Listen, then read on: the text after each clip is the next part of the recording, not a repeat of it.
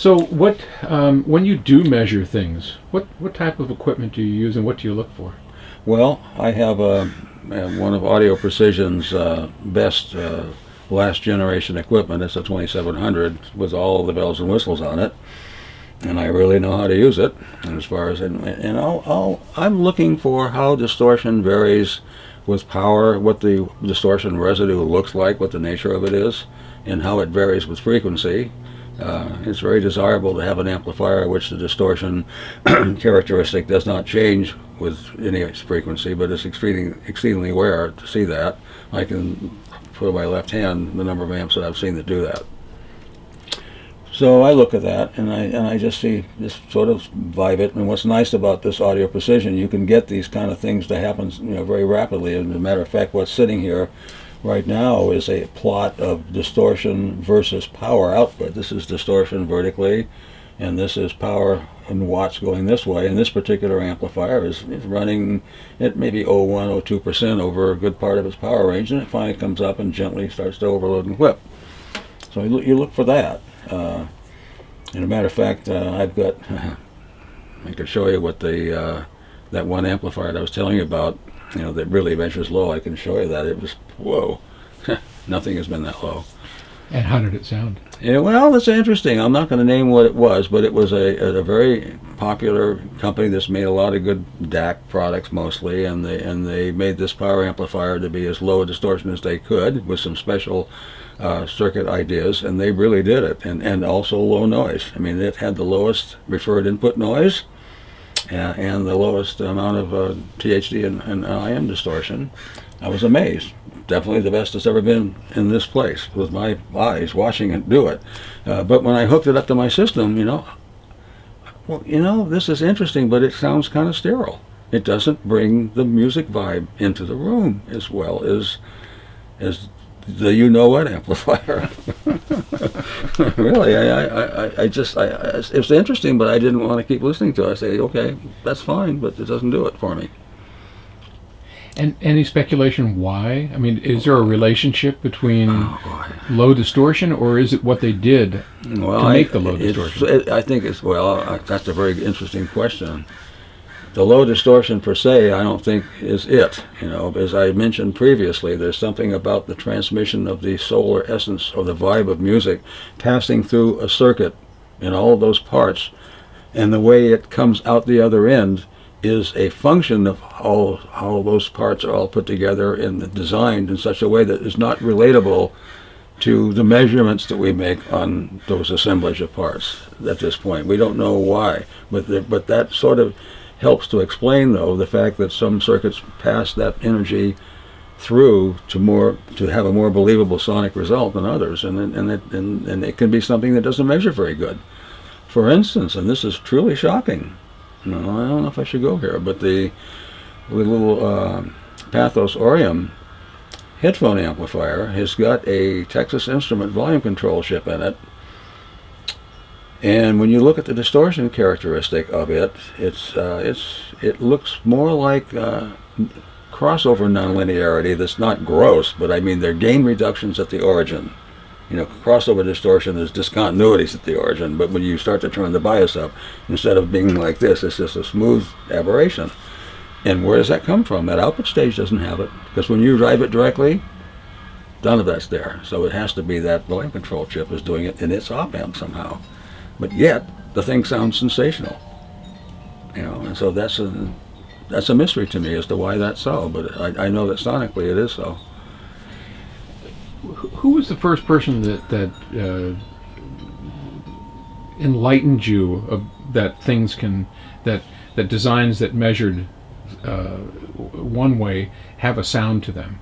Tell me about your first experience with learning that all electronics do not sound the same. Well, I think I found that out just by my own listening, but as I think I mentioned priorly that my friend Jeff Cook enlightened me a lot about how the sound and how it came through a circuit was really it was a different process than measuring sine waves through it or any test equipment and what it told you. Well, tell me about your personal journey on learning how things sound different.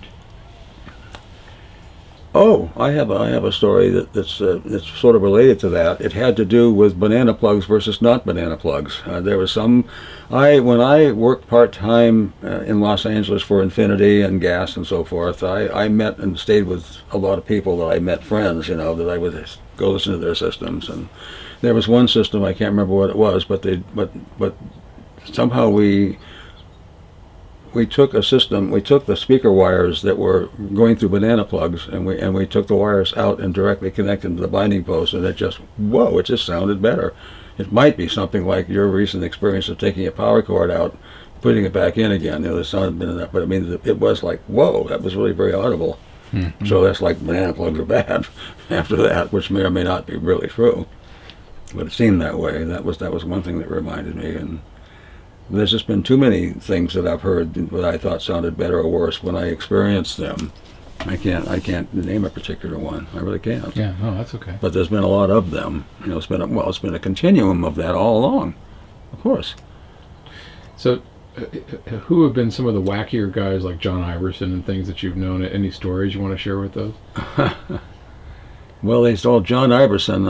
When I was working down in Los Angeles, I would go visit him every so often. He had a speaker that was a legendary one. It was a ionization gas speaker that was extremely directional. I mean, so directional that if you got out of the beam, it just went away. It was like that. But when you were focused on this thing, it was like total transportation. Now, I didn't experience this personally. But Andy Heffley, who was a fellow that was one of the principals of Gas Company, knew John really well, and he got to visit his place and hear that. And he always, and Andy was a pretty acute listener and a damn good engineer, by the way. He would come back and tell tales of this legendary Iverson speaker. And John had a place somewhere in Arizona that he had a lab, and he had this Cadillac, and he'd go back and forth between that lab and outrun highway patrol cops and everything with this Cadillac going like 1,000,000 miles an hour. He was a real crazy guy. And it was kind of fun, to be around. And he designed an amplifier that was, what was it? It was a solid state amp.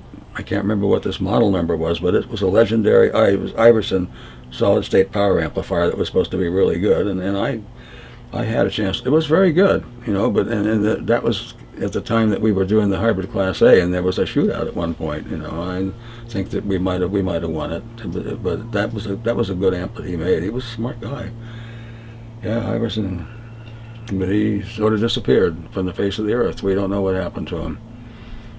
He maybe have resurfaced and living in some foreign country, in disguise. I don't know, but maybe he died somehow.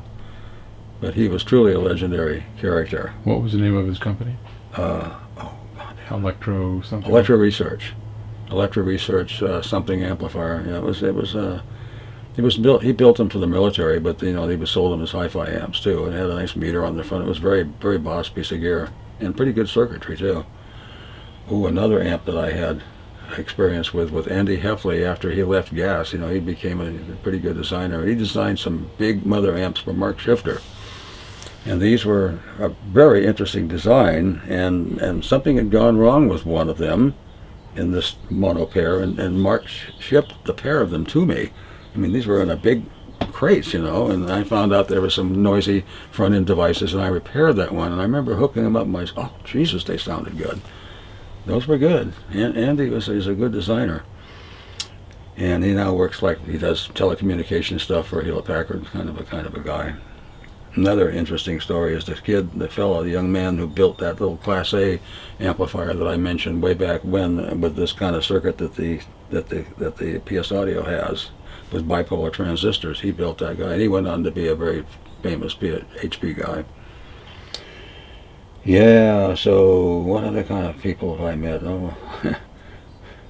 You've done some crazy things. I remember once at a CES, I came to knock on your door, and you had been up for hours trying to make something work, and for Infinity, and I don't know if you remember any of those tales. Well, yeah, that was actually interesting.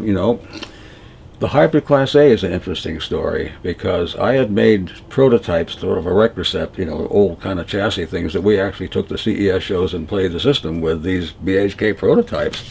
And there came a point when Arnold Nudell says, well, Bascom, we have to make some of these amplifiers. And I'm going, make them? I don't make amplifiers. I design them. I flap. What am I going to do? I mean, I was really freaked. We're going to have to get somebody to come here and do that. And I brought in a good friend of mine, Bob Day, who was a very bright young guy that just had all kinds of talents. I mean, he really does and did. So we brought him down there, and he got a little, and he actually designed the packaging for that amplifier, which was quite brilliant, the wooden sides and the whole package. And he did all the logic design of all this power sequencing for that thing. And he made that thing, we finally made the real thing. Well, the very first prototypes of those, we were going to an Atlanta show, hi-fi show, and we took those, they were shipped on a plane, and one of them fell off the plane and crushed the side of it. We needed both of them working. We somehow beat that piece of shit back into shape and made it work. I mean, my God, that was a real story of trying to make something work in a show. And what's really funny about this story is that Bob Day knew I was very afraid of Harry Pearson, who was going to be at that show, and Bob Day set me up with Harry to have Harry approach me. No shit. And everybody knew it was happening, and they were fucking laughing their asses off. My wife, everybody knew it was happening. Oh God, I didn't know this. I was totally freaked. Oh my God, I'm running around like, whoa. I can't take that, but that was quite an event. It really was. Oh Lord. Yeah, they all bought into it and knew I got real passy for that, I love it. What a great story. Yeah, it was. I suppose another one is what we'll put it on there. There was a hi-fi show that Sam Goody put on for a weekend for all of their dealers and so forth at the Neville Country Club in New York. And Infinity was going to have a big room in this, like various vendors were going to have setups and so forth. We were going to have a big one with what the speaker preceded the Infinity IRS. It was the QRS, which was a smaller but a statement kind of a speaker, and we had those were going to be there. And I think I had one of the, it might have been one of the hybrid class A amps. I'm not sure if that what we had at that time or not. But the point is, I had all this gear and one of my FET preamps that I made when I first went to work there. And the stuff was in the room, and I arrived, and Richard Barcigalupi, the sales manager, was going to be in that event, and I was pretty anxious to get going. I was a little excited about everything. One might say manic, I'm not sure. But I wanted in that room, and the room was locked. I just broke their door to get in there and start working. And needless to say, the hotel was somewhat upset, and Barcigalupi was freaking out. But, the thing that really was amazing about that, you'd think that my employer, Arnold Nudell, would have been rather freaked out by such behavior. And he says, well, Bascom, that was okay. I support you in that. I'll never forget that, But interesting, the story gets even better. We did that weekend thing, had a great presentation. I had a Technics recorder that was supplied by one of the dealers. I bought the thing. I said, well, I'm going to take that home and make tube circuits for it, which I never did. We had a lot of people come down, had a great time, and then they all went away, and a big old snowstorm came around such that I couldn't leave. I had to stay there for a week before I could get out with the station wagon that I had used. Well, I played the system, and I went wandering. They had a whole bunch of underground tunnels that connected parts of this thing. I explored everything, and I went and I made one trek into town through the snow, and got some stuff, and it was just pretty crazy. But finally, I was able to get out, packed all this stuff out, and yes, I had this prototype HCA amplifier, and the next job was to go to Harry Pearson's house and demonstrate it. So I went there, and here's this big snowbank on the side of his house, and he says, dig yourself a hole and put your car in there. He handed me a shovel, and I had to do that. So I go in there with this amp, and when we get it all hooked up, and I turn it on, it blew all the circuit breakers in the house. Great start. And he had one of his male equipment handlers, was kind of pissed off that I did that because it stopped something he was doing, But we got it going, got it playing. They finally went out to dinner. I was so shot that I fell asleep and my face went right on my foot on the table. Oh, God.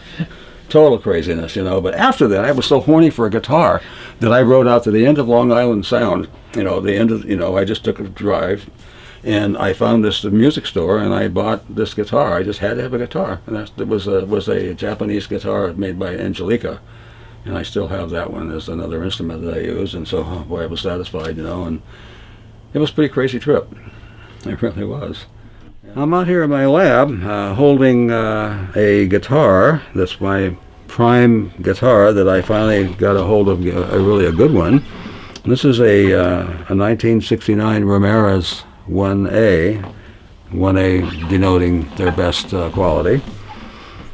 And this instrument came to be. I had played a Ramirez in the past and thought they were very good, and I wanted one. And one day this store owner called me up knowing that I was looking for one, said that some older gentleman had brought this one in to be sold. And my wife and I went down to look at it and check it out, and I said, oh, it's a beauty. Speaking of beauty, this is all Brazilian rosewood with a pattern that is really quite lovely, and you can't get this kind of wood anymore, but this one's got it.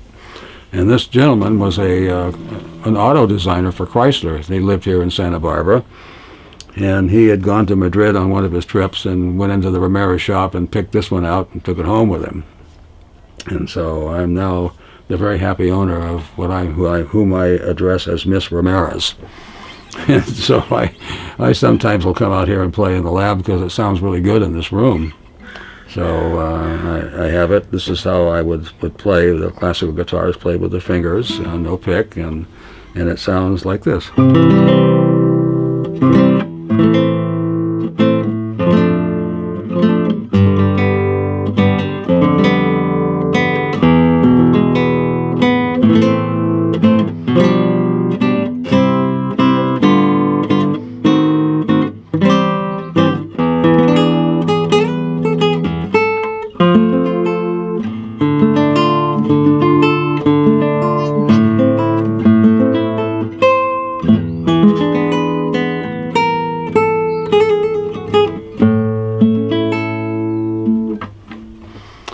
One of my little ditties, I constantly make up things all the time, and I'm getting better at keeping them going. And I've actually composed a number of little formal pieces that I have come up with over the years, and they're actually something that I can repeat. I could write them down. But this instrument, though, has just got it's a very powerful sound, and it has a scale length. The strings are a little longer on these older Ramirez's than the new ones. This is like the standard now is like 650 millimeters from the bridge to the nut, and this one is like 665, and so it's a little harder to play. You have to stretch more, but I could do it with this instrument. The other guitars are 650 strings.